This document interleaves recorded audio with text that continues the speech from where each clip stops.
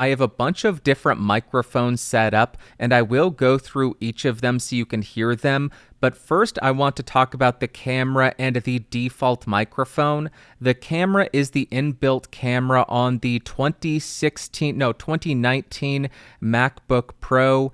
Now you are hearing the internal microphone on the MacBook Pro as well. This sounds pretty terrible. This is standard fare for a conference call. Most people will be using a cheap headset mic or the internal microphone on their computer. Now you're hearing the microphone that you likely noticed first. This is the SM7B sat directly in front of my face, 3-ish inches away from my mouth, connected directly to the 2i2 3rd Gen with my gain at 100%.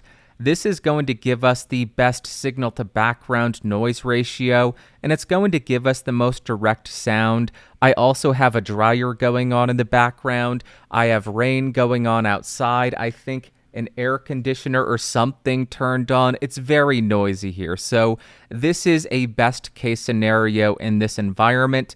Again, here is the internal microphone on the MacBook. Very bad. Back on the SM7B to give you that more direct sound, but you don't want a microphone in frame, so let's explore two different options. Back again on the internal microphone on the MacBook to give you that palette cleanser to let you understand how most people are going to sound. Now you are hearing a microphone that is still in frame but is kind of well hidden. This is a lav mic directly between my man boobs. It's about 7 inches away from my mouth. For this example, I'm recording to a Zoom H1, but you could pick up the Zoom 3.5mm interface and connect this directly to your computer and get a tiny bit of DSP as well. I think they just give you a high pass filter maybe, but you are getting a tiny bit of processing. Again, here is the internal microphone on the MacBook about 3 feet away from my mouth. Here is the lav mic clipped to my chest.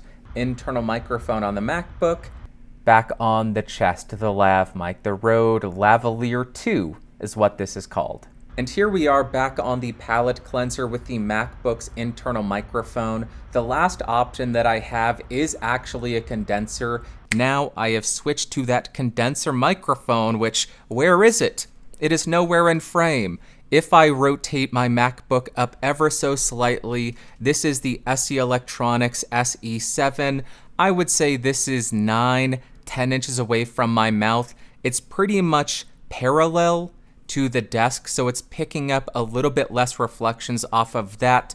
I'm running it into the 2i2 3rd Gen, 48 volts on, gain set at about 3 o'clock. Again, here is the internal microphone on the MacBook. Pretty bad, pretty far away, pretty roomy, lots of background noise. And here is the SE Electronics SE7, 10-ish inches away from my mouth, overhead miking, running into the 2i2. It's going to do a pretty decent job at background noise rejection, but it is still going to be a lot more roomy than a dynamic mic that's 3 inches away from your mouth.